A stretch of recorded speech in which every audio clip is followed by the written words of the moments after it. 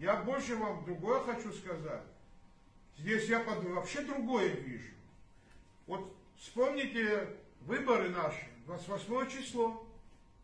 Пусть никто не обижается, потом там рога и копыта настаивает на все мои высказывания.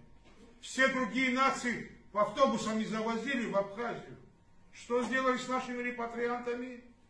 Это что такое? Почему до сих пор выбранный президент не прокомментировал это? Я не говорю о том, что там не дали открыть. Им не дали заехать. Слушайте, все это время худо-бедно, там могут где-то правильно потратили деньги, может где-то неправильно, но сама суть была о репатриации, о возвращении наших граждан, наших абхазов к себе на родину. У нас другой родины нет, у них другой родины нет, кроме Абхазии. Все народы, которые здесь живут, у каждого есть своя родина где-то.